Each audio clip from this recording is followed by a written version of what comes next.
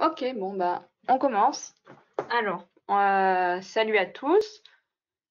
Si vous pouvez nous dire si vous nous entendez bien, ce serait pas mal s'il vous plaît. Il y a le chat juste à côté. S'il y a quoi que ce soit, des bugs dans nos voix ou sur le diaporama, n'hésitez pas à le dire aussi. Si on va trop vite aussi, faites-le passer.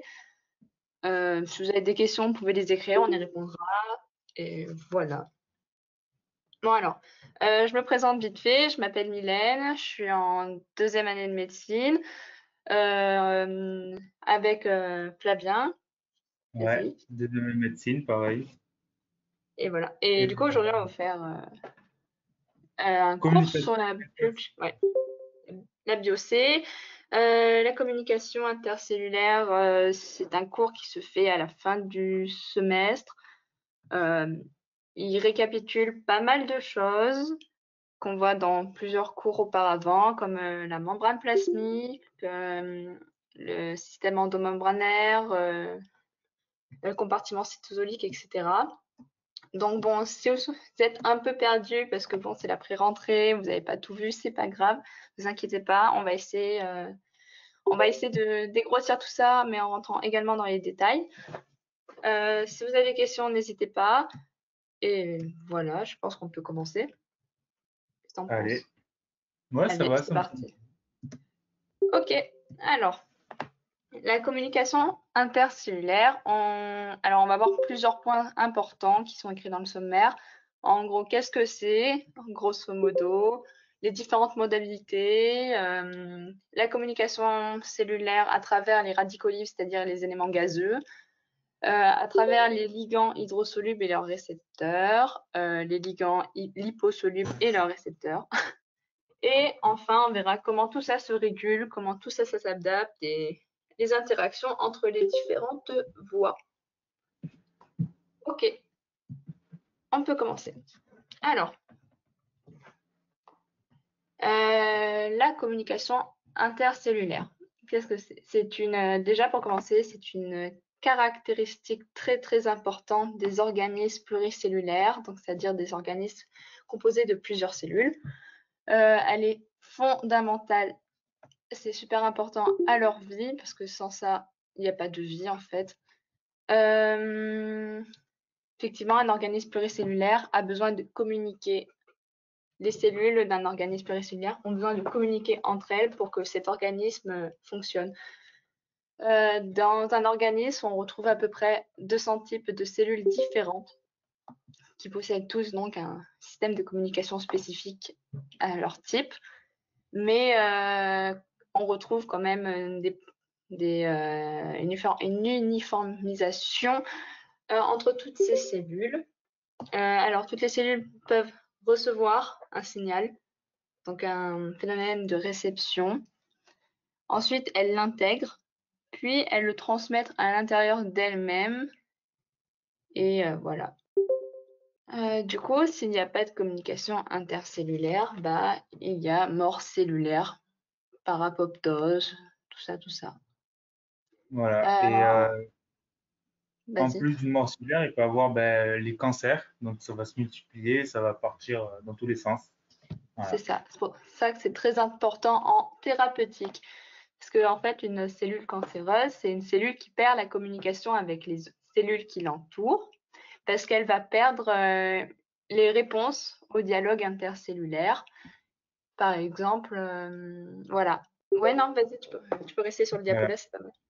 Voilà. Là, on peut voir que bon, l'une des premières modalités de la communication cellulaire, c'est l'adhérence cellulaire. L'adhérence cellulaire, c'est quoi? C'est les cellules qui sont en contact avec d'autres cellules ou avec une substance qui est la matrice extracellulaire à partir de protéines transmembranaires.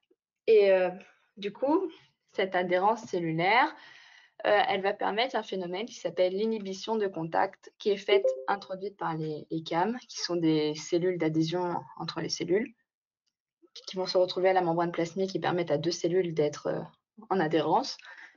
Et cette inhibition de contact, ça va faire en sorte qu'une fois qu'il y aura assez de cellules sur une partie de notre organisme, elles vont arrêter de proliférer. Alors que dans le cas de certains cancers, cette inhibition ne marche pas, ce qui va faire en sorte que les cellules vont proliférer encore et encore de manière anarchique, ce qui va créer un cancer. Ok.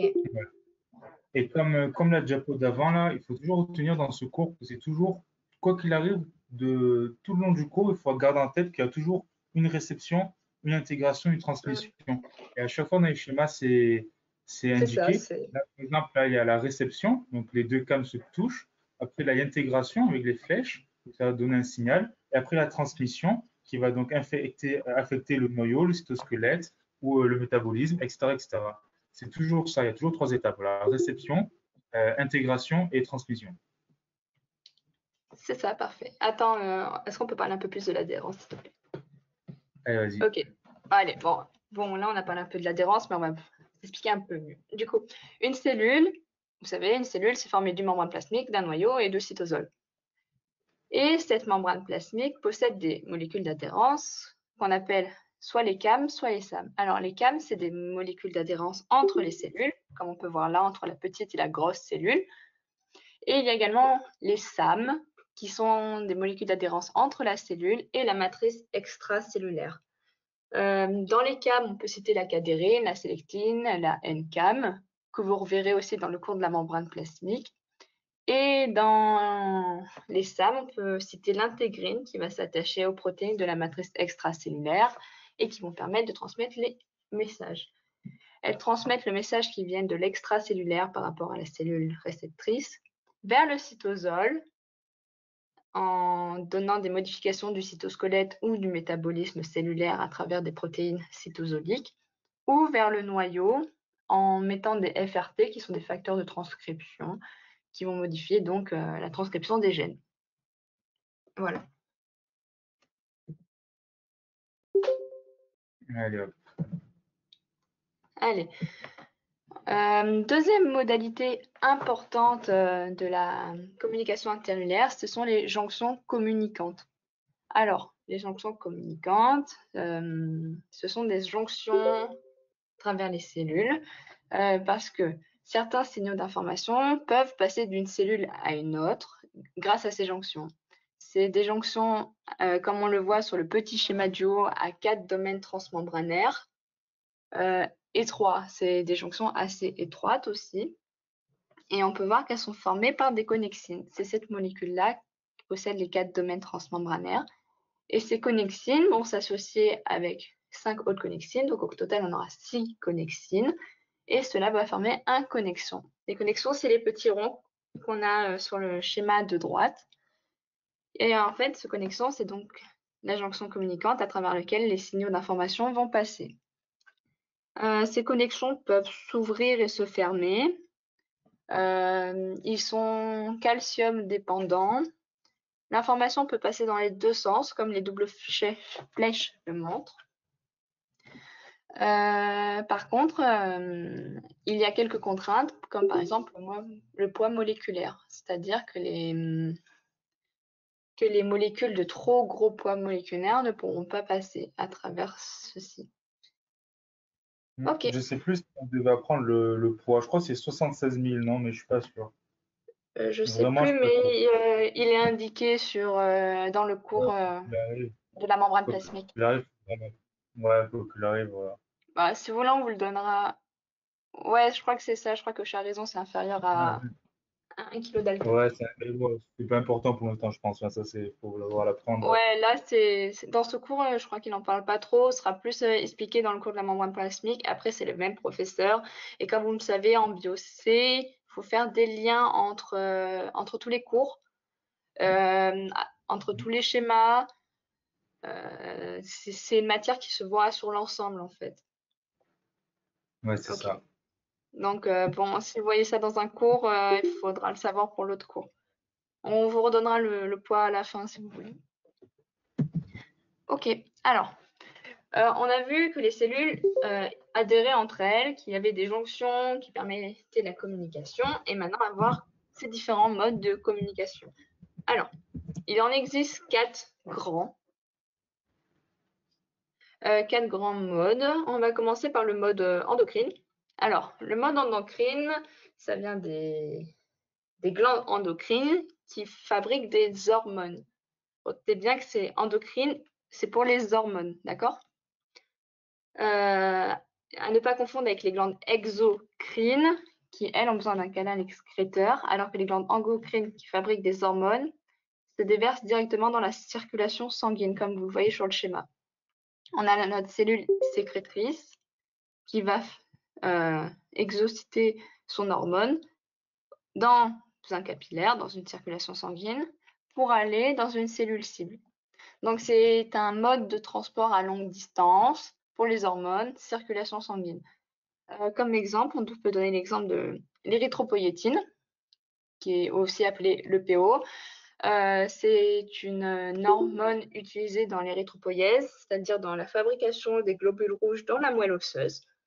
Et pour montrer que c'est une longue distance, l'érythropoïétine s'est fabriquée dans les reins et ça doit circuler jusqu'à la moelle osseuse en fait. Ok. Ensuite, on a le mode paracrine, qui est un mode de circulation plus court. C'est pour les médiateurs chimiques locaux, comme par exemple l'interleukine 2 ou l'hormone de croissance épithéliale, le GF.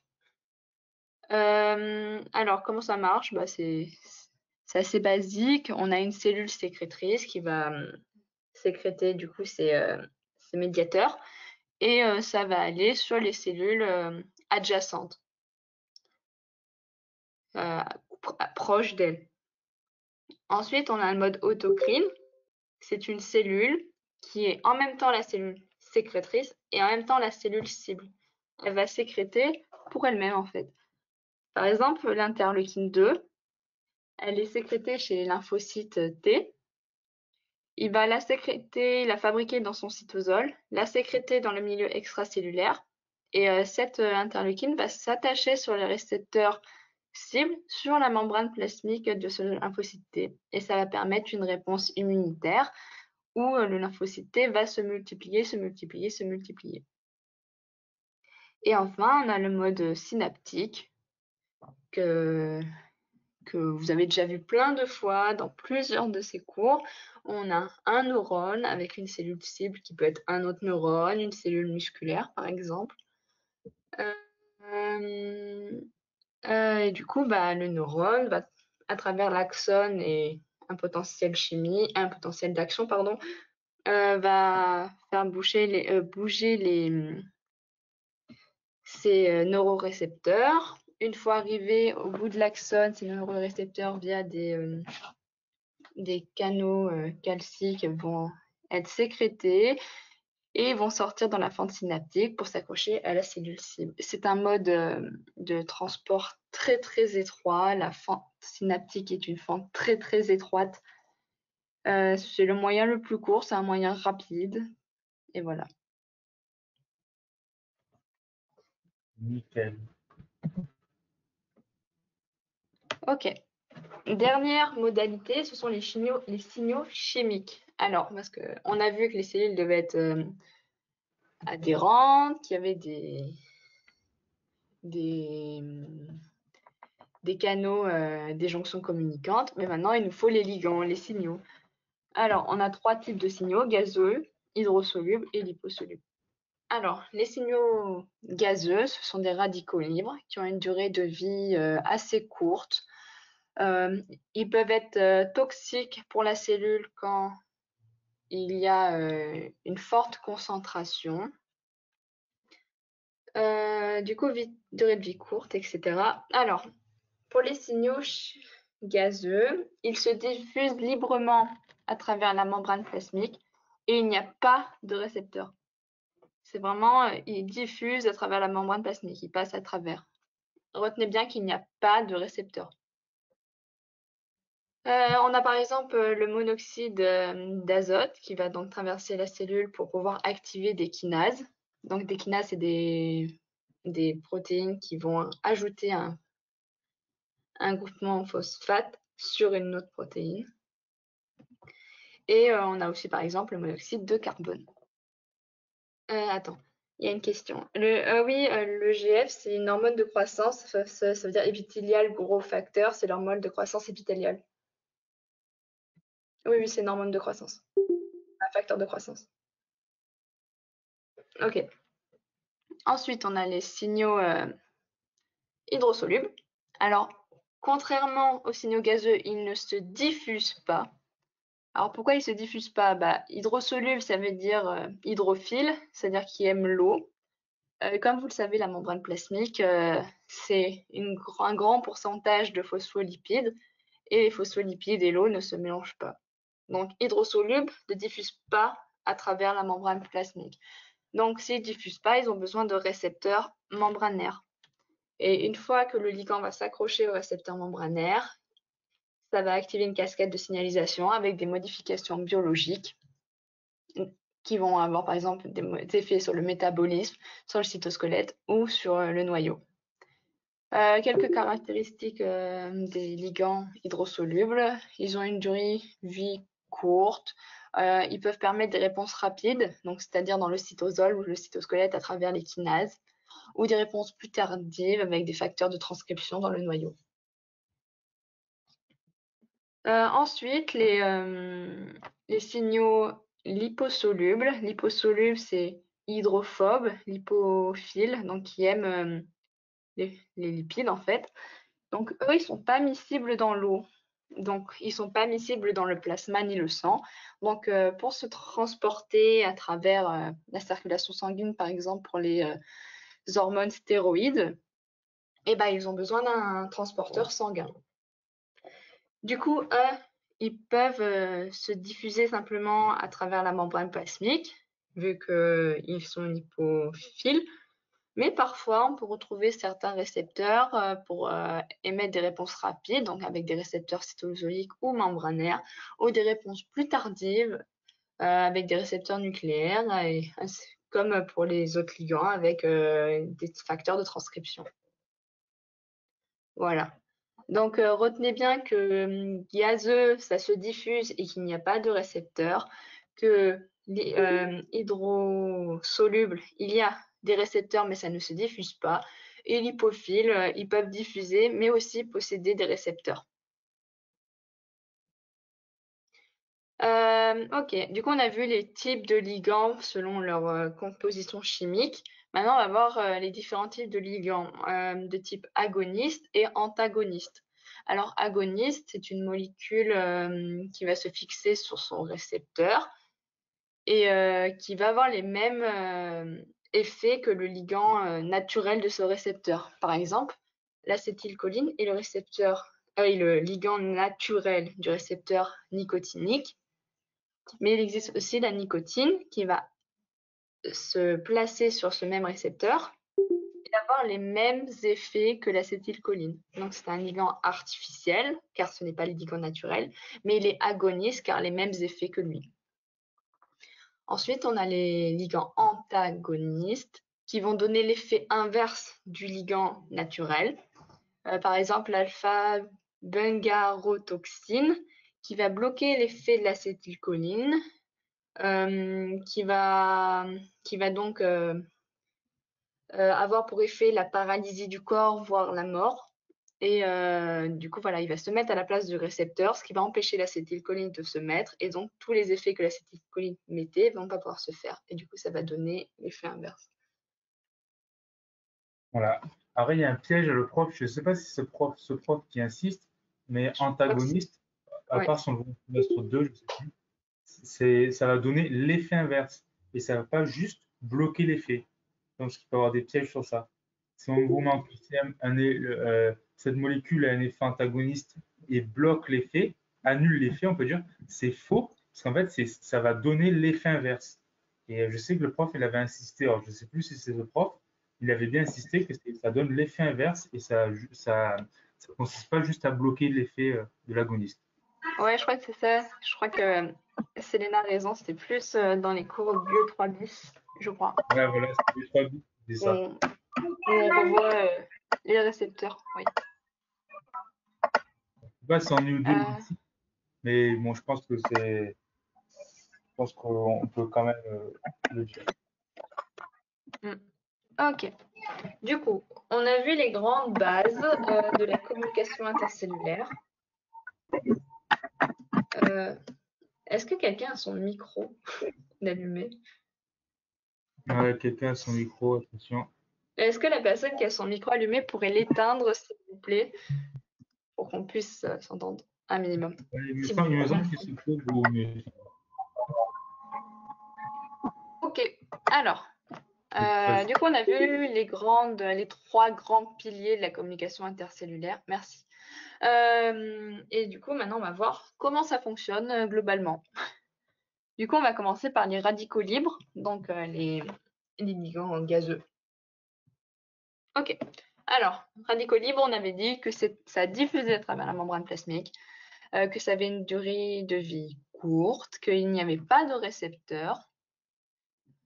Tout ce qu'on retrouve sur ce schéma, on voit qu'il n'y a pas de récepteur pour le NO qui traverse à travers la membrane, tout ça, tout ça. Bon, du coup, ce schéma, ça va nous expliquer la communication intercellulaire entre une cellule endothéliale, donc une cellule épithéliale des vaisseaux sanguins. Cette cellule épithéliale va produire du NO. La cellule épithéliale, c'est la cellule, c'est le rectangle en haut, d'accord? Elle va produire du NO avec une cascade de signalisation antérieure. Alors, on va vous l'expliquer maintenant, mais on le reverra plus en détail tout à l'heure avec les. Alors, on va commencer. Du coup, on a notre cellule épithéliale. Elle a une protéine transmembranaire qu'on voit ici, où l'acétylcholine va s'accrocher dessus. Elle va s'accrocher sur un RCPG, donc une protéine couplée aux protéines G. La protéine G, on peut en voir une des trois sous-unités ici qui est l'alpha-Q. Une fois qu'elle va s'activer avec l'acétylcholine, la protéine G va activer le récepteur va activer la protéine G. Cette protéine G va activer la phospholipase C. Cette phospholipase C va fabriquer de l'IP3. Cet IP3 va se mettre sur le réticulum endoplasmique, ce qui va permettre la libération de calcium dans le cytosol. Ce calcium va s'attacher à la calmoduline, qui est une autre protéine cytosolique. Et ce complexe calcium-calmoduline va aller activer la NOS, qui est la hénosynthase, qui est une protéine membranaire, comme on peut le voir. Elle est accrochée à la membrane par des acides gras. Et du coup, cette protéine va permettre la production de NO à travers l'arginine, qui est un acide aminé que vous verrez plus en détail en U1. Elle va créer ce NO. Ok, voilà. La partie qu'on vient d'expliquer, on la reverra tout à l'heure plus en détail, ne vous inquiétez pas. Là, on voulait juste savoir comment le NO. Ok, le NO, on y est. Ce NO va avoir deux destinations différentes. La partie apicale de la cellule endothéliale, c'est-à-dire le sang, là où se retrouvent les plaquettes. Du coup, ce NO va diffuser jusque dans le sang, donc il va traverser la membrane plasmique de la cellule et il va aller agir sur les plaquettes. Il va avoir un effet anti-agrégant sur les plaquettes, c'est-à-dire ça veut dire que ça va avoir un effet en sorte que les plaquettes ne se collent pas entre elles, tout ça. Anti-agrégant. Voilà. Du coup, ça va rendre plus liquide le sang, on va dire. Ensuite, il va avoir une autre destination vers le bas, donc le côté basal, du côté de la lame basale. Il va être dans une cellule musculaire lisse. Parce que dans les vaisseaux sanguins, on a plusieurs parties, et autour des vaisseaux sanguins, on a des cellules musculaires lisses qui permettent la contraction et la dilatation de ces vaisseaux. Et voilà. Et du coup, il va aller sur cette cellule, il va diffuser librement à travers la membrane plasmique, et il va aller activer une protéine qui s'appelle la guanylase cyclase soluble, qui va en fait transformer le GTP en GMPC. Alors, le GTP et le GMPC, de base, ce sont des bases puriques que vous reverrez en U1 aussi, qu'on retrouve donc dans l'ADN, auquel on a rajouté des phosphates. Et ça va jouer le rôle de l'énergie de la cellule ou de second messager. Notamment, là, le GMPC va servir de second messager. Du coup, cette protéine va créer le GMPC, qui est donc un second messager, qui va agir sur d'autres protéines qui vont faire en sorte que le muscle va se relâcher. Il va se relaxer, ce qui va dire qu'il va se vasodilater. C'est-à-dire qu'il va se dilater, en fait. Du coup, c'est-à-dire que notre vaisseau, qui avait une taille standard, il va s'ouvrir encore plus. Du coup, alors, le NO a un effet anti-agrégant sur les plaquettes, un effet vasodilatateur sur les cellules musculaires. Donc, globalement, le NO a un effet de libre passage du sang dans le vaisseau. Sauf qu'il lui existe un dernier rôle qu'on retrouve par exemple dans les cellules de l'immunité, comme par exemple les macrophages, qui, sous l'effet d'une infection bactérienne, ce NO va avoir un effet antibactérien pour lutter donc contre l'infection.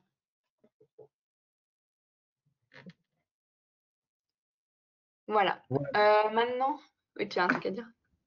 Non, c'est bon, vraiment. Non, c'est bon. Ok. Du coup, sur le schéma d'avant, on a vu qu'il y avait une protéine transmembranaire qui s'appelait RCPG.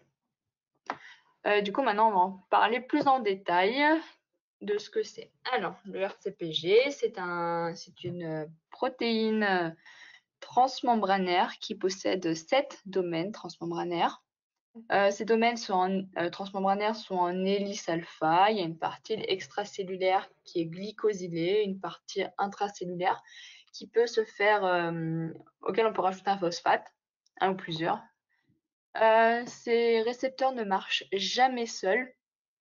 Ils doivent se coupler en dimères, soit en homodimères, soit en hétérodimères.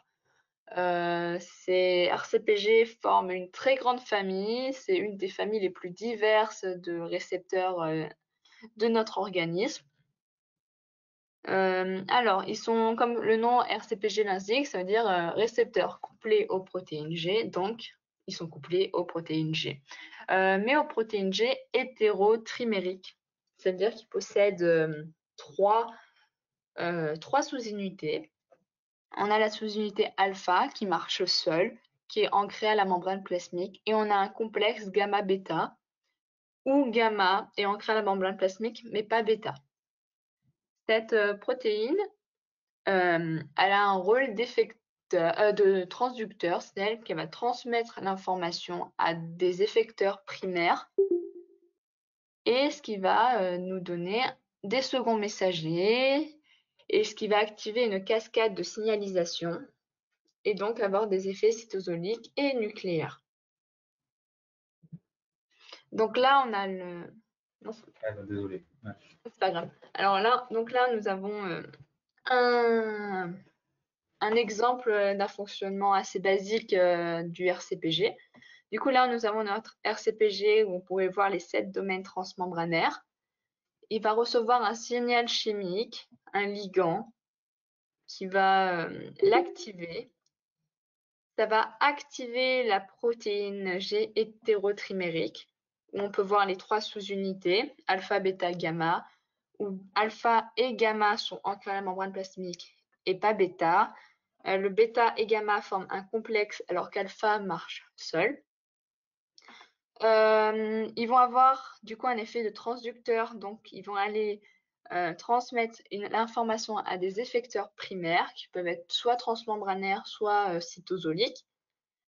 Et ces effecteurs primaires vont retransmettre l'information avec des seconds messagers qui vont avoir donc des effets secondaires avec une cascade de signalisation qui vont aboutir à des modifications soit cytosoliques, soit nucléaires. Ok. Alors ça, c'est un petit rappel sur les protéines G qui est super important, que vous allez revoir dans tous les cours.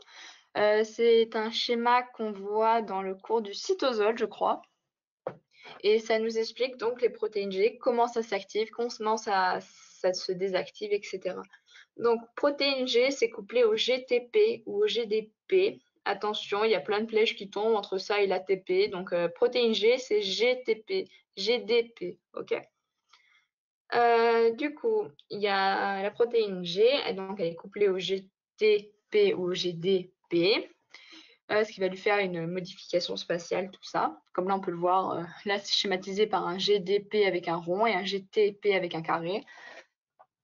Et selon si elle est trimérique, hétérotrimérique ou monomérique, ce ne sera pas les mêmes protéines qui vont les activer ou les inactiver. Donc, par exemple, dans le cas là de nos protéines G hétérotrimériques, on a le récepteur RCPG qui va les activer, ce qui veut dire qu'il va faciliter l'échange entre le GDP et le GTP, donc qui va activer la cellule pour avoir les effets biologiques voulus. Et ce qui va la désactiver, c'est la protéine RGS.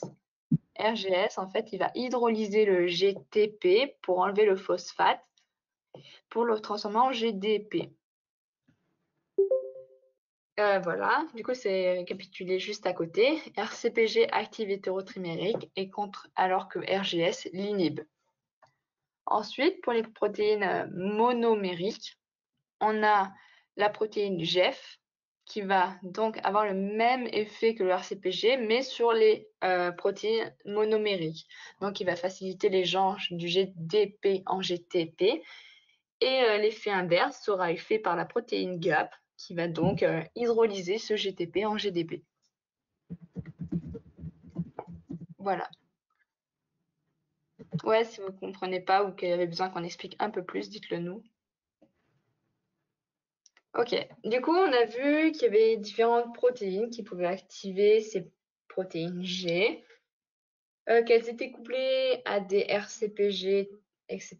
Maintenant, on va voir que ces protéines G hétérotrimériques, il y en a plusieurs aussi. Encore un truc à apprendre par cœur.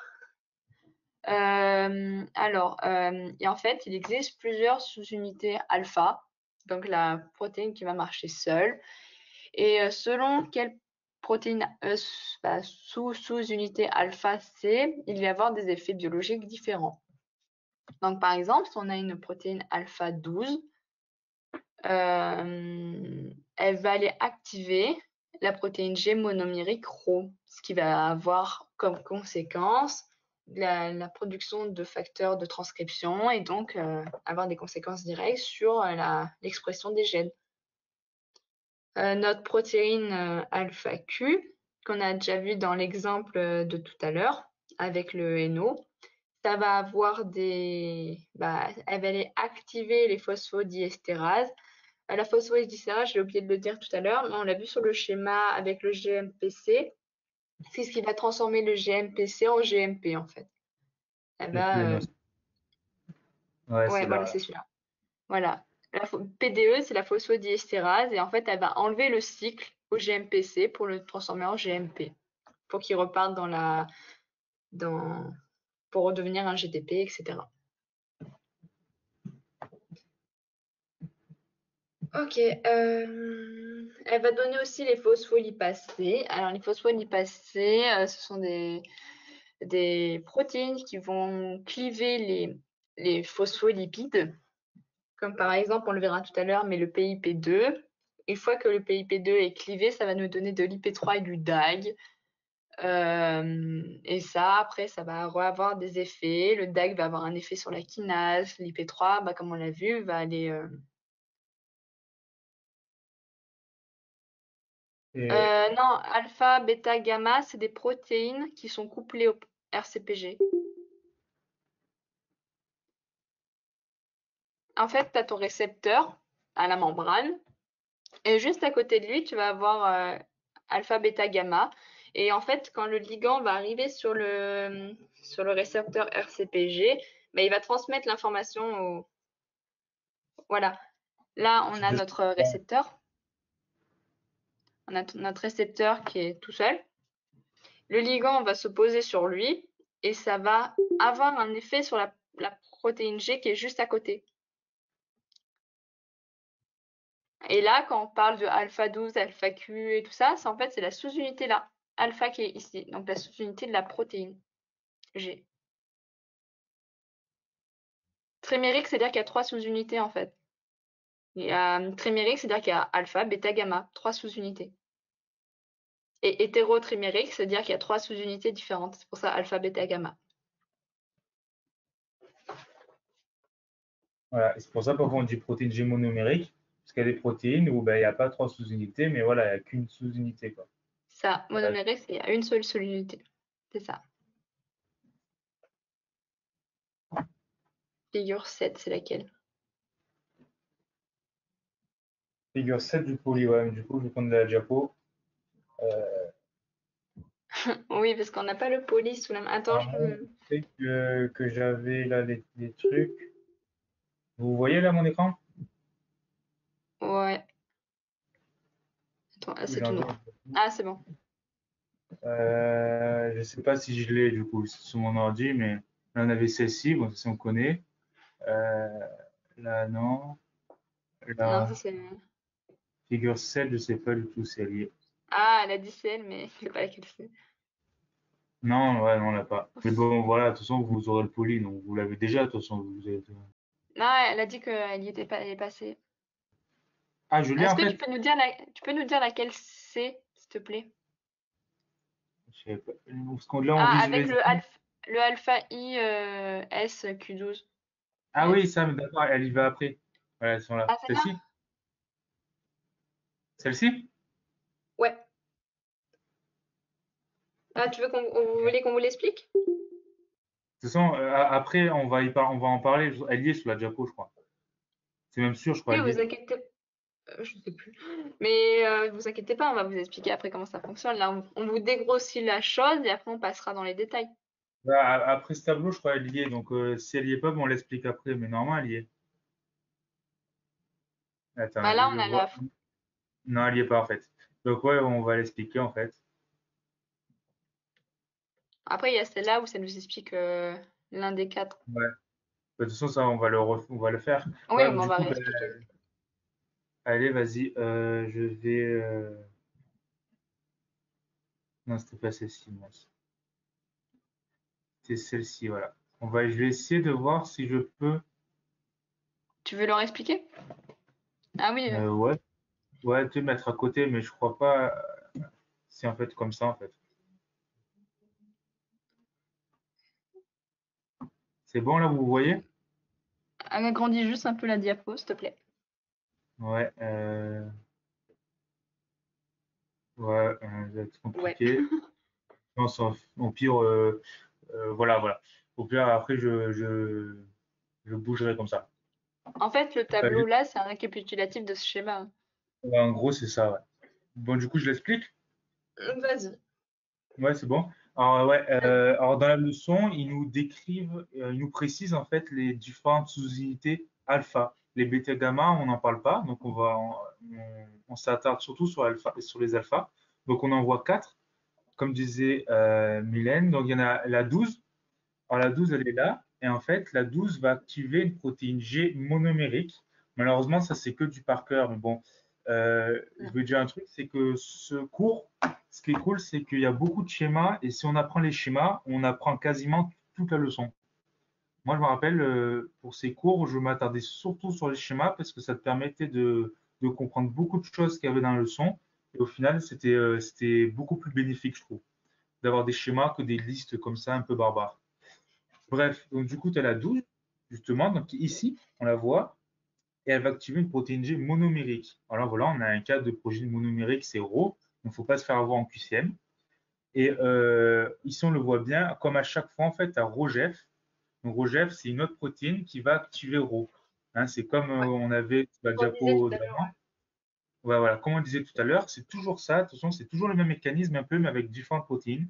Il y aura toujours, du coup, là, ben, GEF qui va activer RAW. D'accord? Après, donc, si on retourne sur le tableau, on voit que Rho, sa propriété, va être en fait un facteur de la régulation de la transcription, donc c'est FRT, d'accord? Il va jouer un rôle dans l'expression des gènes. C'est-à-dire qu'en fait, la protéine Rho qui va être là va avoir un phosphate en plus. Donc ce phosphate en plus, en fait, c'est quoi? Il me semble, je ne suis pas sûr, mais c'est en fait le fait qu'elle soit transformée en GTP. Vu qu'elle a un GTP, elle a trois phosphates. Vous vous rappelez, ça c'est les cours du 1. Et donc du coup, ben, là, il désigne le troisième phosphate ici. Et donc cette protéine va rentrer dans le nucléoplasme et va donc se fixer sur l'ADN Et après, il va y avoir une traduction, une transcription, une traduction en protéines. De toute façon, après, ce mécanisme, on le voit dans une diapo d'après, donc on le précisera après. Donc ça, c'est le premier rôle de alpha 12. Donc, il faut retenir, donc si je vous dis alpha 12, vous pensez direct à monoméré gros et vous pensez direct à l'ADN, la transcription. Après, il y a alpha Q, qui est juste ici. Alors, alpha Q, elle a beaucoup de rôles, comme on le voit sur le diapo et le schéma.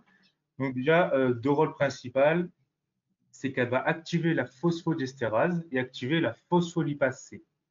Alors, la phosphodiesterase, comme on expliquait avant, elle va permettre en fait de transformer la GMPC en GMP. Il faut le retenir. Et après, il y a la phospholipase C. Alors, la phospholipase C, on le voit ça dans le cours de la membrane plasmique. Donc, je ne sais pas si vous l'avez déjà fait dans la préparée, mais il y a un schéma sur la membrane plasmique qui le montre. Donc, c'est pour ça qu'il faut bien faire des liens entre les chapitres, parce que la phospholipase C, par exemple, ben voilà, elle est vachement précisée dans la membrane plasmique. Donc, c'est cool de faire ce lien, parce que cette enzyme va tout simplement en fait cliver PIP2. Donc, le schéma, je On ne l'ai a un pas, mais schéma, il y a un schéma ouais, dans le diapo. c'est PIP2. Ah oui, il est. Alors, c'est PIP2 et PIP2 en fait va transformer en IP3 et en DAG. Alors, c'est qu'on va le voir en fait. On le voit juste ici. Alors voilà, Ouais. on va le préciser juste là. Donc là, c'est cool en fait. Là, on rentre encore en détail plus pour la GAFAQ. Parce que sur ce schéma, on n'a pas trop de détails, mais là, on voit vraiment le détail du rôle de GAFAQ. Alors, on va s'attarder sur celle-ci. Donc, lorsqu'il y a un RCPG, donc là maintenant vous commencez à être habitué, qui va avoir un ligand, il va donc transformer G-alpha Q en GTP, du coup, et cette G-alpha Q va activer phospholipase C, qui est ici. Cette phospholipase C va cliver une enzyme qui se trouve dans la membrane, c'est très important, c'est pour ça que c'est ici, qui s'appelle PIP2. Et PIP2, en fait, en se divisant, va donner DAG et IP3. Ça va, je vais pas trop vite pour l'instant? Que j'ai l'impression que je parle vite. Donc voilà. Ah, et faites gaffe, un DAG reste dans la membrane plasmique, c'est un piège très courant, alors que Ouais. IP3 va dans le cytosol. Aussi, ouais. Ça, c'est ça aussi. Et donc après, il y a par exemple, on va s'attarder sur IP3. Alors IP3, ça veut dire en fait inositol triphosphate. Bon, vous le verrez aussi en U1. C'est grave cool, je trouve, ce genre de lien. Pour le cholestérol, les lipides, je crois, on le voit, mais je suis pas sûr. Ouais, Donc c'est ça. IP3, en fait, va se fixer à un récepteur à IP3. On voit ici. Alors, ça aussi, il faut le retenir, parfois ça s'appelle des pièges ou quoi. Le réticulum endoplasmique et Golgi stockent du calcium. Donc, ça peut être un des deux. Et s'il y a IP3 qui va se fixer, en fait, le calcium va sortir de ce site de stockage. D'accord. Et comme on le voit, de toute façon, vous allez le voir en biologie cellulaire, le calcium, il a un rôle hyper important dans plein de mécanismes. C'est pour ça qu'on va le voir énormément dans les leçons. Et ce calcium va se fixer à la calmoduline, donc une protéine spécifique aussi qu'on va voir, je ne sais plus dans quel chapitre, mais on la voit aussi en Cytosol. détail. Cytosol, on la voit en détail, voilà. Et en se fixant, du coup, ça va former un complexe. Et on voit que du coup, ce complexe va avoir donc plusieurs rôles, comme par exemple la fabrication de monoxyde d'azote. D'accord. Donc ça, on l'a vu. Donc attends, peut-être que je vais la retrouver, juste pour vous faire le lien, parce que ouais, c'est pour vous montrer qu'il y a des liens de partout, quoi. Si vous arrivez à faire les liens, vous avez tout compris. Ouais, c'est Voilà. là. Là, vous voyez, on n'avait pas prisé, mais c'est Q. On le voit bien, qui active phospholipase C. Voilà. Et c'est bien G-alpha Q. Donc voilà, donc c'est pour ça que surtout pour le concours, il y aura des schémas. Et donc souvent, bah, peut-être qu'ils peuvent vous mettre ce schéma, vous cachez les légendes, mais vous posez des questions sur ce schéma en rapport avec ce schéma. Vous voyez? Et c'est ça qui est compliqué quand on n'arrive pas à faire les liens. Parce que peut-être que voilà, ils peuvent vous faire des liens comme ça, et du coup, il faut bien avoir en tête toutes les leçons et tous les schémas entre eux. Voilà. Donc là, du coup, monoxyde d'azote, c'est comme on l'a vu dans la diapo précédente. Après, il y a un autre rôle, c'est ça va activer l'adénylcyclase et les phosphodiestyrases de l'AMPC. Donc, en gros, ça va activer l'adénylcyclase qui va transformer l'ATP en un AMPC. D'accord? Mais ça va aussi activer la phosphodiesterase qui va en fait transformer l'AMPC en AMP. Voilà. Après, il y a aussi des protéines kinases que ça va activer. Donc, les protéines kinases, il faut retenir, de toute façon, on en voit dans plusieurs chapitres. Dès que vous voyez kinase, à la fin, vous savez en fait, c'est que ça va phosphoryliser. Voilà. Les kinases, ça phosphoryle. Et du coup, c'est ce qu'on voit là. Donc, ça, c'est tout le chemin de IP3. Donc voilà, il y a beaucoup de choses à retenir. Bon, après, normalement, ça va. Il faut surtout se faire des tableaux et il y a surtout beaucoup de choses qui reviennent. Par exemple, la kinase, ça fait une phosphorylation. Du coup, voilà, ça, on le sait. Après, le calcium, on sait que ça se fixe à la calmoduline. On le voit dans plein de chapitres, dans plein de leçons. Donc au final, c'est pas tellement du par cœur, parce que tellement on le voit que ça paraît limite évident après. On se dit, ah ouais, c'est logique, vu qu'on la voit dans l'autre cours, c'est comme ça. Enfin voilà, je trouve qu'il faut beaucoup faire de liens. Euh, et la DAG, du coup, qui se trouve dans la membrane plasmique, elle va directement en fait activer une protéine kinase C. Donc du coup, comme je vous l'ai dit, c'est la kinase, pas besoin de réfléchir, c'est direct une phosphorylation. Voilà. Et donc là, en fait, on a résumé les différents rôles de alpha Q. Donc c'est vrai qu'il y a beaucoup de cascades, il y a beaucoup de cascades d'événements, mais il faut voilà, bien être à l'aise et surtout bien visualiser les schémas. Parce que si on arrive vraiment à retenir ces schémas, eh ben, on s'en sort beaucoup mieux, je trouve, parce que ça résume vachement bien le cours. Voilà. Et après, il en reste deux autres. Bon, les deux autres, elles sont plus faciles. Il y a la alpha I, il y a inhiber l'adénocyclase. Donc, ça veut dire que ça va baisser la MPC. Parce que du coup, l'adénocyclase, elle a un rôle, c'est de transformer l'AMP en AMPC. Donc, si on l'inhibe, on baisse l'AMPC. Et alors que alpha S, elle a le rôle inverse, en fait, elle va activer l'adénocyclase, donc augmenter l'AMPC. Voilà. Voilà, en gros, c'était ce schéma, tout simplement. Après, ce schéma, il y a quelques détails qu'il faut retenir qui sont un peu chiants, je trouve. Alors, j'ai dit un gros mot, j'espère que ça va passer pour YouTube. C'est que là, par exemple, la GDP alpha, alpha I, par exemple, elle peut être inhibée grâce à une toxine, la pertussis.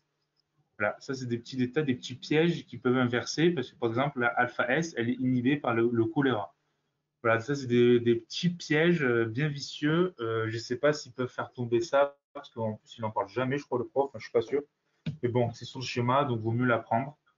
Voilà, mais bon, ça, vous aurez le temps. De toute façon, là, on est juste à la pré-rentrée. Donc, pour l'instant, ça va. Après, je me rappelle que moi, pour retenir ça, alors bon, c'est pas un truc de ouf, mais bah, I, c'est facile, ça inhibe. Donc, I, voilà. S, ça stimule. Donc, du coup, bah, il n'y a plus d'anidécyclase, simplement. Et pour faire la différence entre ces deux, moi, je sais que je me disais, bah, vu que là, c'est un peu bête comme truc, mais pourtant, ça marchait pour moi. Vu que là, ça commence par un P et là, un Q, bah, en fait, le Q, si on le regarde dans un miroir, ça fait un P, vous voyez. Donc, du coup, moi, je me disais, ben, G alpha Q, ben, c'est phospholipase et phosphodiesterase. Voilà. C'est comme ça que je me retenais. Et du coup, ben, la 12, ben, c'est la seule qui est en rapport avec la rouge. Voilà, bon, je suis passé un peu bête, mais moi, je retenais comme ça. Voilà. Alors, si vous avez des questions, si je peux aller vite ou pas, ben, je ne sais pas. Voilà. Bon, ça va, nickel. Donc, ces schémas, voilà, j'insiste, mais voilà, si vous les avez bien compris, si vous les revoyez souvent, tous ces schémas de réaction, surtout dans la communication intercellulaire, c'est bien, ça vous fait gagner beaucoup de points. Mm. Voilà, donc là, du coup, je l'ai expliqué en même temps. Donc voilà, bon, si vous avez des questions, dites. Mais voilà, du coup, là, tapis 2, donc avec le nom barbare un peu, là, qu'on prononce jamais. Et que ça, Non. ouais, ça, vous voyez dans la membrane plasmique. De toute façon, donc voilà, c'est cool de faire des liens comme ça. Ça permet de réviser plein de cours à la fois, en fait, donc c'est cool. Mm. Voilà, après, donc du coup, je vais passer en plein écran, c'est mieux. Ah ouais, ok, d'accord. Alors, on était où alors? Voilà. Alors après, bon, là, si on fait un petit récapitulatif de tout ce qu'on a vu, on a vu que d'abord, les cellules, si elles étaient collées physiquement, elles pouvaient interagir entre elles grâce à CAM et à SAM. D'accord? Après, on a vu que si ces cellules étaient éloignées physiquement, si par exemple il y avait une cellule du cerveau qui devait communiquer avec une cellule du rein ou de l'appareil génital, eh bien, il devait y avoir donc d'autres mécanismes en jeu, autres que CAM et SAM, qui sont du coup, comme on a vu, les signaux endocrines, exocrines, pas exocrines, endocrines, paracrines, autocrines, et l'autre, là, je ne m'en souviens plus. Voilà, il y en avait quatre. Synaptique. Voilà, Synaptique. voilà. Et bien, on a vu qu'il y avait 6 signaux donc, qui permettaient de faire une relation à longue distance. Et la nature des signaux était soit liposolubles, soit hydrosolubles, soit des médiateurs chimiques ayant des radicaux libres. Voilà.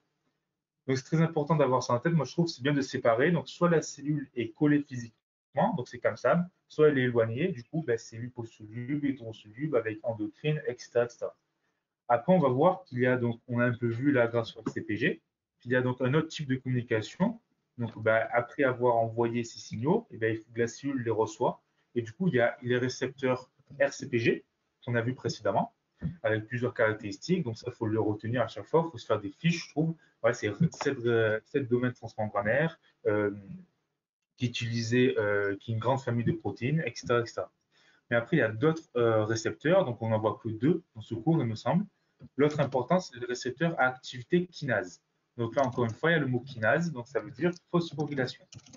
Pourquoi? Ben parce qu'il y en a plusieurs de familles. Il y a la sérine kinase, les tyrosine phosphatase, les thréomine kinase et les tyrosine kinase.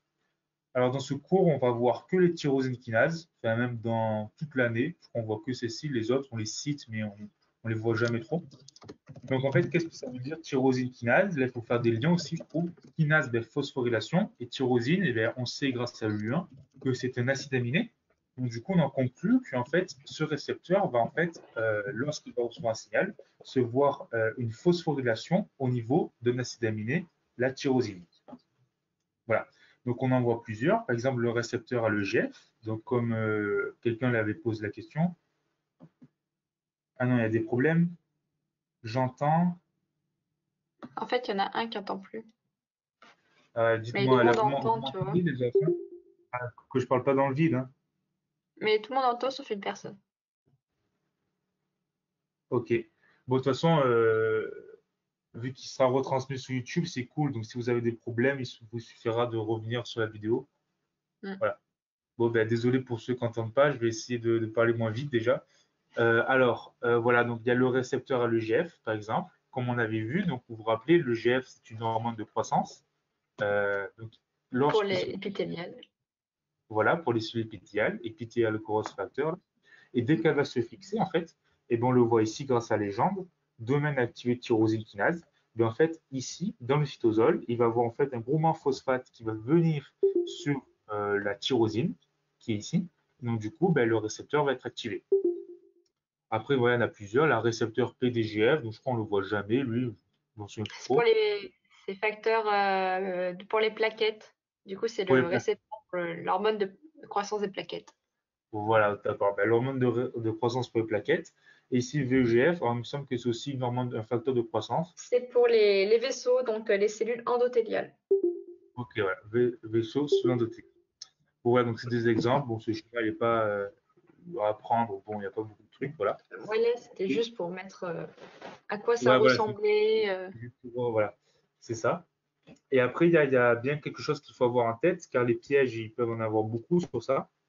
C'est que dès qu'un ligand, et même pour les RCPG, ça c'est très important, dès qu'un ligand va venir s'accrocher sur son récepteur, donc là, c'est par exemple un EGF qui vient, et bien en fait, le récepteur va se dimériser. Ça veut dire quoi? Ça veut dire qu'il va s'associer avec un autre récepteur pour être actif. Voilà. Donc, à l'état inactif, ils sont sous forme de monomères, ils sont seuls, mais dès qu'ils vont s'activer, ils vont donc se dimériser, si on peut dire ça comme ça, avec un autre récepteur pour s'activer. Et bien sûr, il y a toujours des exceptions. Ah, alors, ouais. Alors ça, C'est ce que j'étais en train d'écrire. il me semble, enfin, on ne le voit pas en fait, mais ça doit sûrement, parce que là, en fait, il y a deux sites à Ouais, voilà, phosphorylation. Voilà. vous vous embêtez Donc, pas avec ça, c'est-à-dire qu'il y a un site qui fait toute la ouais, partie intracellulaire, alors que ces autres, c'est deux petits sites, quoi. voilà. Ouais, tout Ne vous simplement. inquiétez Donc, pas. ça, on ne le voit pas en détail en biologie. Donc, ouais. C'est juste dans le livre, ils mettent ça parce que dans le livre, ils sont précis, mais voilà. Mm. Je pense vraiment pas qu'on puisse vous poser comme question le récepteur PDGF possède voilà Deux, trois domaines. Non, deux non, domaines. franchement, c'est peu probable, franchement. Non. Voilà. Et du coup, je voulais juste dire un truc, c'est que je reprends. Donc voilà, donc monomère inactif, dimère actif. Ça, c'est très important d'avoir ça en tête. Mais il y a une exception, donc on peut piéger sur ça, attention. C'est le récepteur insuline, qu'on va voir juste après, qui est toujours hétérotétramère. Alors ça veut dire en fait il est pas monomère, même ouais, c'est pas Même un homonyme, inactif. même à l'état inactif. Il est toujours avec plusieurs segments, donc on va le voir. Bah, même inactif. hétérotétramère. Ah ouais, bah. Voilà, on le voit ici. Qu'est-ce qu'il y a? T'as dit un truc?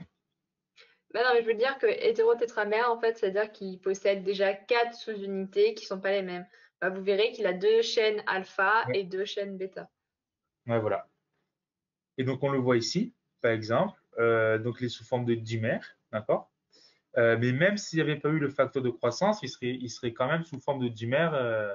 Faut faire attention, hein, d'accord? Voilà, ça peut piéger sur ça, parce que c'est le seul, voilà, qui n'est pas sous forme, qui est inactif sous Attends, forme de attends. dimère. C'est ça le truc. Je sais pas si vous m'avez bien compris, parce que je me suis un peu embrouillé. Mais Attends, voilà. vers la diapo d'après. Non, Celle-ci? après. Non, Ah après. non, d'accord. Là, il est en Ouais, haut voilà. à gauche, le récepteur Voilà, on le voit. à l'insuline. Vous voyez qu'il y a 4 parties. Voilà. Il n'est pas sous forme de monomère, alors que tous les autres, si. Voilà, c'est la petite nuance qu'il faut avoir, et il faut pas se faire piéger, quoi, voilà, sur ce genre de QCM. Voilà. Sinon, donc, on était là. Donc, voilà, donc, On va expliquer comment marche la protéine RAS à travers une tyrosine kinase classique. de quoi tu veux pas qu'on va en parler, non? Mais si, bah oui, on en parle. Ah, voilà, d'accord, C'est vrai. j'ai cru que vous voulez pas en parler. Non. Non, non, Euh, t'inquiète. non. Voilà, donc par exemple, il y a un facteur de croissance, voilà, quelconque, pareil, ce schéma, voilà, c'est une cascade d'événements, donc on va voir qu'est-ce que c'est cette cascade.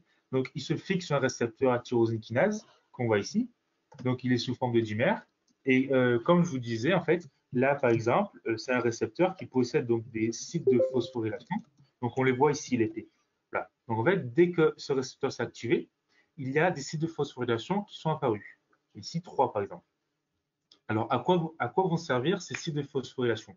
Eh bien, en fait, on voit ici qu'il y a une protéine intermédiaire qui va en fait détecter ce phosphore en plus, et donc elle va en quelque sorte s'accrocher à lui et donc s'activer elle-même, d'accord?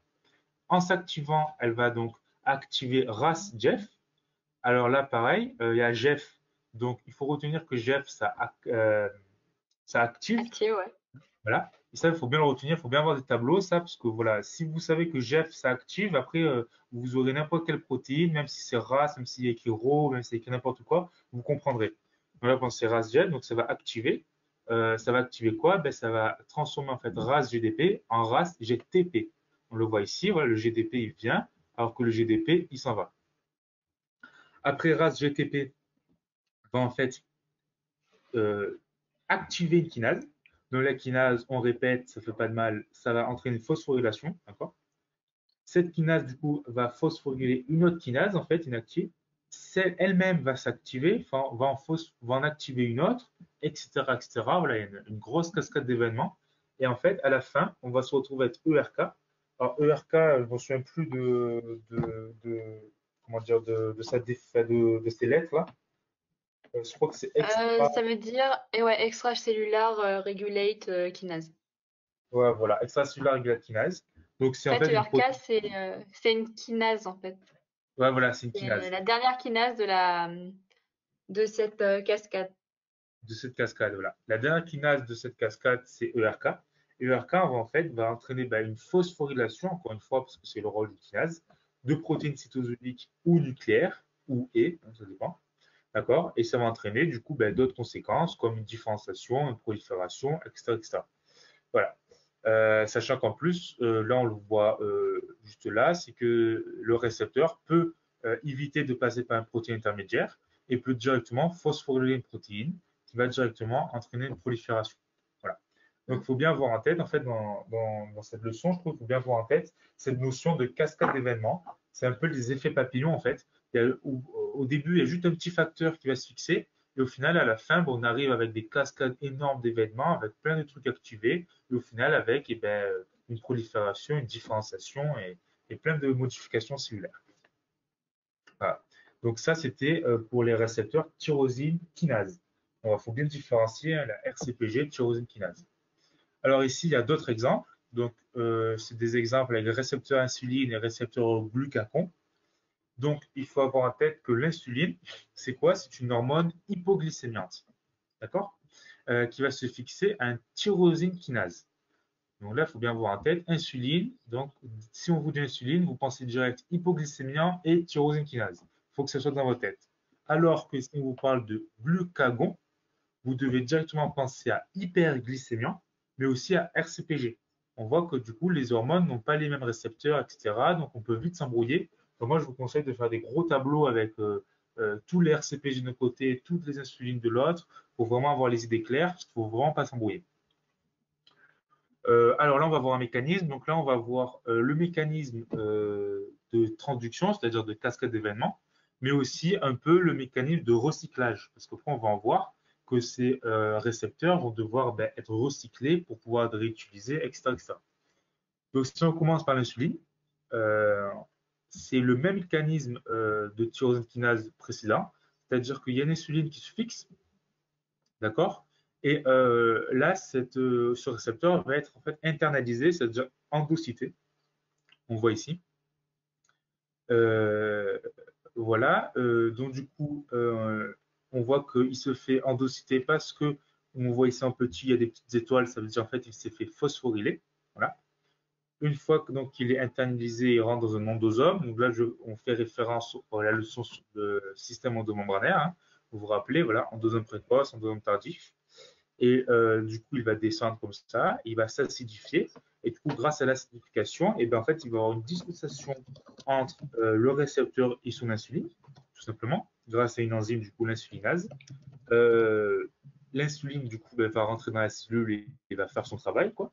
Alors que le récepteur va tout simplement être recyclé, c'est-à-dire en fait, il va donc rester dans l'endosome et au final, après, repartir et revenir à la membrane plasmique. Voilà. Après, il y a une deuxième solution, parce que si tous les restaurateurs étaient recyclés, ben, ce serait un peu le bazar. Il y en a d'autres, en fait, qui sont carrément détruits. Ça veut dire qu'ils vont rentrer, en fait, dans le compartiment lysosomal et donc être hydrolysés et donc non recyclés. Voilà. Donc, on peut retenir donc que chaque récepteur, il y a deux fins, en fait. Il y a la fin où il va être recyclé et la fin où il va être carrément détruit, parce que voilà, il a trop été utilisé, par exemple. Voilà. Après, il y a le glucagon. Donc voilà, il faut bien faire la différence que le glucagon, c'est un RCPG. Donc, du coup, en fait, il va y avoir une cascade d'événements qui va être tout à fait différente qu'ici. Car là, le RCPG va tout simplement activer la protéine G trimérique. D'accord. Donc, par exemple, c'est G-alpha S qu'on voit ici. Donc, il va y avoir une transformation de l'ATP en MPC comme on a vu avant. Donc, c'est avec G-alpha, c'est avec G-alpha que ça fait ça. Donc, c'est G-alpha S, du coup. Voilà. Et du coup, le récepteur va être, une fois qu'il a fait son travail, le récepteur va être internalisé, donc endocyté. Pareil, dans une zone précoce, beurre tardif, acidification, dissociation, et soit il est recyclé, soit il va dans le compartiment lysosomal. Donc ce schéma, en fait, il est très important car il sert à bien nuancer les différentes cascades d'événements en fonction du récepteur, en fait. On voit que sur le récepteur, ça n'a pas du tout les mêmes effets sur la cellule. Voilà. Après, il y a un autre récepteur. Donc, ah oui, c'est vrai. Donc là, si on récapitule, en récepteur, il y a RCPG, tyrosine kinase. Et maintenant, on va voir un autre. C'est cano-ionique, ligand dépendant. Bon, nous, on va le voir souvent. Vous allez voir souvent, surtout en UE3. Euh, bon, vous le savez, de toute façon, voilà. Donc du coup, il y a comment il marche en fait, ben, c'est un canal en fait qui va laisser passer des ions euh, que au contact d'un ligand, tout simplement. Donc par exemple, le récepteur nicotinique qu'on avait vu, donc on se rappelle que c'est grâce à l'acétylcholine hein, ou la nicotinine, si on prend le ligand artificiel, nicotine tout simplement. Voilà, donc il y a 4 domaines transmembranaires et 5 sous-unités. Voilà, et c'est un canal qui est très important au niveau des jonctions neuromusculaires. D'accord. Donc on va le voir. Donc d'abord on va un peu expliquer. Bon là, voilà, c'est assez intuitif. C'est-à-dire que le canal est fermé quand l'acétylcholine n'est pas enfin, collé au ligand. Alors que dès que l'acétylcholine va se coller au récepteur, eh bien, le canal va s'ouvrir et va permettre pour l'échange d'ions, donc de Na+, et de K+, surtout, parce que c'est ceux-là qui sont impliqués dans le potentiel membranaire. Donc, on va le voir. Donc là, on a un gros schéma qui explique ce qu'est le potentiel membranaire. De toute façon, il me semble que vous voyez dans plein d'autres cours après le potentiel membranaire, donc du moins la transmission de l'information, donc ça va. Donc, comment ça va se passer Comment ça va se passer? Alors, le potentiel d'action, en fait, voilà, donc il va y avoir un courant électrique un peu qui va venir et donc qui va activer un récepteur euh, calcium potentiel dépendant qu'on voit ici dans la légende. Il va donc faire entrer du calcium. Donc, je répète, le calcium, c'est méga important dans plein de phénomènes, notamment l'exocytose, que vous allez voir dans la leçon 2 de la membrane plasmique. Euh, exocytose, donc exocytose de quoi? Eh bien, d'acétylcholine. D'accord? L'acétylcholine va exociter et va donc venir sur le récepteur nicotinique, donc comme on le voyait là. D'accord? Euh, donc, du coup, il va s'activer. euh, euh, il va se coller, va s'activer, il va faire donc, euh, il a du Na+, du K+, qui va circuler, qui va donc recréer une dépolarisation, c'est-à-dire un courant électrique. Ce courant électrique va aller jusque dans une crevasse qu'on appelle tubule.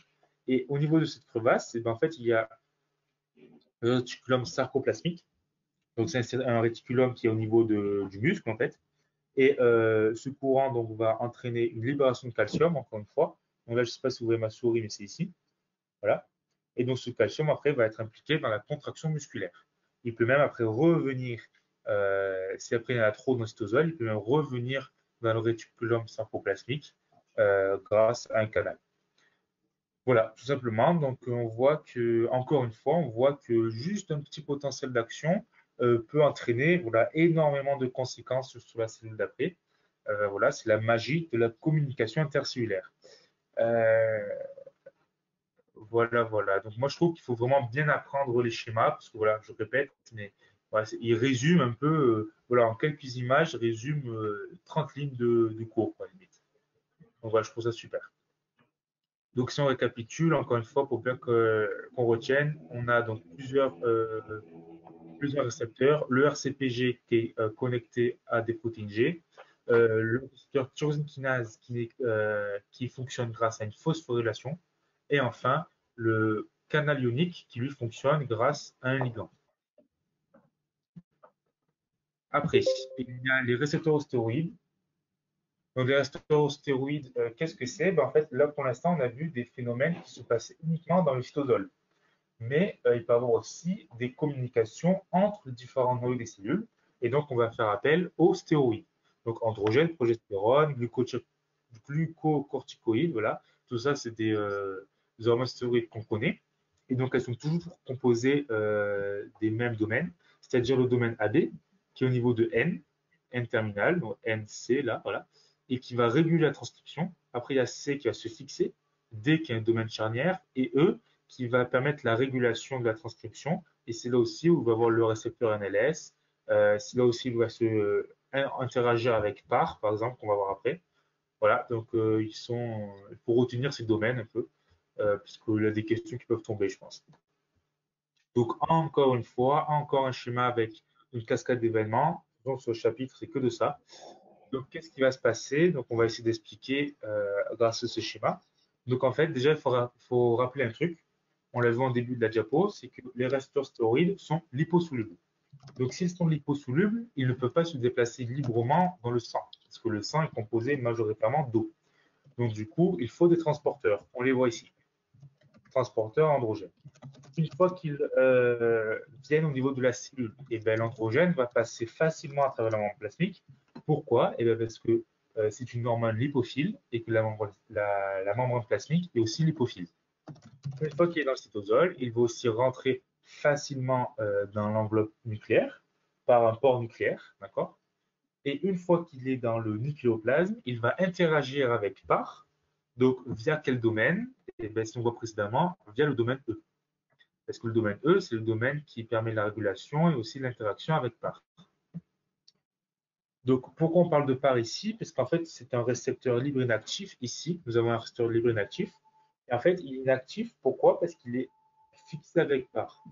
Et dès que par va interagir avec l'androgène, il va partir, comme on voit ici, d'accord?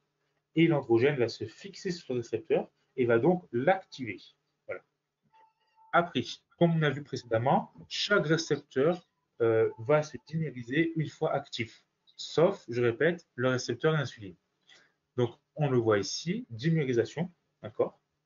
Et cette dimérisation va permettre donc de se fixer à l'ADN. Donc, l'ADN, comment il se fixe? Grâce au domaine AB. Non, C, attention. Grâce au domaine C. Voilà. Il faut toujours faire des liens dans les schémas comme ça. Une fois qu'il est fixé sur l'ADN, il va se fixer pas sur n'importe quelle partie de l'ADN, attention, sur une séquence ERH, qu'on voit ici. Et donc, il va permettre après sa transcription, etc. Donc, après ça, il y a une autre leçon, la transcription de l'ARN en UE1 et même en UE2. Donc, on peut voir, donc il va avoir transformation d'un ARN messager. Donc, après, l'ARN messager va sortir, synthèse de protéines, etc. et modification cellulaire. Après, qu'on peut voir, comme à chaque fois, chaque récepteur est recyclé. Alors ici, il est détruit. Tout simplement avec l'ubiquitination, le protéasome, tout ça on le voit dans le cytosol, il me semble. Voilà, donc voilà. Il faut bien faire des liens entre tous les chapitres, c'est méga important. Donc pour l'instant, ça va. Vous avez compris cascade d'événements. C'est bon, tu as tout expliqué? Ouais, je réponds aux questions, t'inquiète. Ok, bon, ben, le schéma d'avant, ouais, bon, c'est bon. Ok, ben, si vous ne comprenez pas, dites-moi, hein, je fais avance-arrière sur les schémas, sur les diapos si vous voulez. Mais Après, pour si vous voulez, l'instant, vu que Flavien a les schémas, on pourra vous les expliquer s'il y a des problèmes. ouais, j'ai vu que j'ai beaucoup de schémas. Je ne sais pas si je les ai tous, mais j'ai beaucoup de schémas et j'ai presque tous les schémas du E2. Donc, si vous voulez, si on s'en souvient encore, ouais, on peut vous expliquer quelques schémas. Ouais. Mais voilà. Donc là, pour l'instant, on a vu donc RCPG, thyroïde kinase, canaux ionique et aussi l'impact au niveau du nucléoplasme. Et c'est pas fini, car comme on a vu ici, alors on le voit ici sur le schéma précédent, il va y avoir donc transformation de l'ARN messager et synthèse de protéines. Ça, ces deux trucs-là, c'est ce qu'on appelle la réponse primaire. Donc, on le voit ici. La réponse primaire, c'est quoi? C'est la transcription d'un premier type de gène et donc de la synthèse de quelques protéines.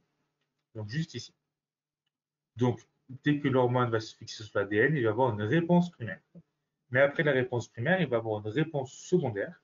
Pourquoi? Parce qu'en fait, les protéines qui ont été synthétisées vont induire une cascade d'événements qui peut amener, par exemple, à une autre activation d'autres gènes. Et donc à une diversification, à une amplification du message nerveux, du message cellulaire, etc. etc. Voilà. Donc on le voit ici sur ce schéma. Bon, ce genre de schéma, je n'aimais jamais en passette, parce que, enfin, je sais pas, moi, je n'aimais pas. Je trouvais ça embrouillé, mais en gros, voilà, il y a l'ADN, donc ces gènes vont être activés et transcrits, donc c'est en gros, c'est là, voilà. Ici, c'est exactement pareil que là.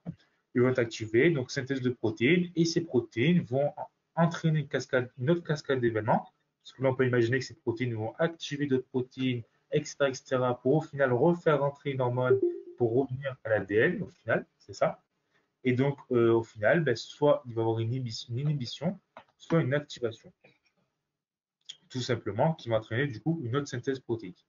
Voilà, donc il faut bien avoir en tête ces deux types de réponses. Donc la réponse primaire, en fait, c'est ben, la protéine qui découle directement en premier de la transcription, alors que la réponse secondaire, c'est un peu les protéines qui vont découler de la protéine d'origine qui avait été créée. Voilà, c'est ces deux types de réponses euh, qu'il faut retenir. Voilà, et comme il est écrit en bas, bon voilà, les protéines, c'est peut-être l'élément le plus important dans la cellule, hein, euh, parce que voilà, c'est grâce aux protéines que les cellules fonctionnent et donc que l'homme, euh, que les hormones peuvent encore fonctionner, etc., etc. Voilà. Alors là, ben, on a fini du coup la partie des récepteurs. Donc, si on récapitule, j'aime bien faire ça. Et si on récapitule, voilà. Donc, si les cellules sont collées physiquement, c'est CAM-SAM. Si elles sont éloignées, c'est endocrine, paracrine, etc. Grâce à des signaux liposolubles, hydrosolubles et des radicaux libres. D'accord? Une fois que ces signaux vont arriver à la cellule d'arrivée, eh ben, ils vont être captés par des récepteurs, donc soit RCPG, soit tyrosine kinase, soit canaux ioniques. Et selon les récepteurs, il va y avoir donc une cascade d'événements tout à fait différente. Après, donc maintenant, on va voir ben, donc, comment ce système est régulé, comment il est régulé ben, pour ne pas ben, se transformer en cancer, etc.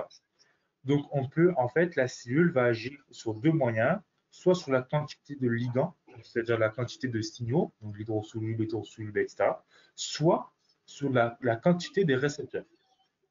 Donc, on va voir, parce qu'en fait, s'il y a trop de ligands, eh bien, les récepteurs vont être surstimulés, et donc la cellule va être surstimulée et va peut-être se transformer en cancer. Et s'il y a trop de récepteurs, eh bien, les récepteurs vont tellement être réactifs au moindre signal qui arrive que pareil, la cellule va être surstimulée.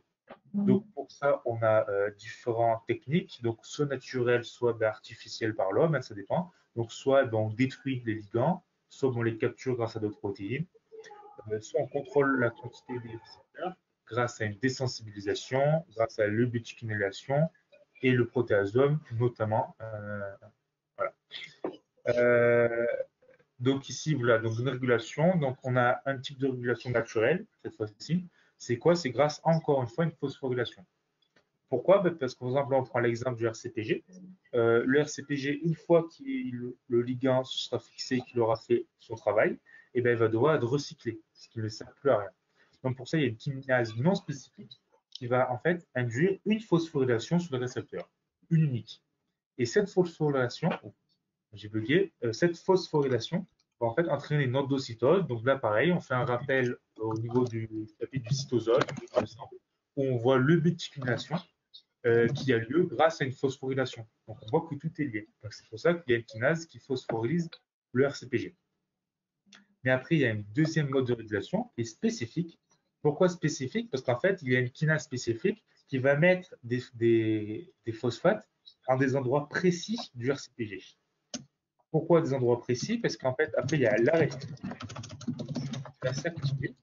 Donc, on le voit ici encore une fois grâce à une kinase qui va être phosphorylée, donc activée. Et donc, il va pouvoir donc, se fixer sur les phosphates à des niveaux précis et donc entraîner l'endocytose. Voilà. Donc, il y a plusieurs types et ça, il faut bien l'avoir en tête. Quand il y a trop de ligands, les récepteurs sont sous-stimulés. Non, surstimulés. D'accord? S'il y a. Voilà. Euh, Ah oui, non, ils sont J'ai oublié le surstimulés. mot. Oui, mais justement, ils sont. Bah, il y a tout qui est utilisé, quoi. Oui, mais donc on ne peut pas dire qu'ils sont sous-stimulés. Non, mais j'ai oublié le mot. Euh, Ouais, ils sont sur. Non, voilà. Enfin, je sais, AB, en fait, ils sont surstimulés, pas sous. Oui, Voilà, voilà. saturé, c'est ça. Ils sont saturés, c'est ça. Donc, voilà, ils Merci. en peuvent plus. Voilà. Et ils sont saturés. Donc, oui, il y a une surstimulation et donc c'est très mauvais pour la cellule.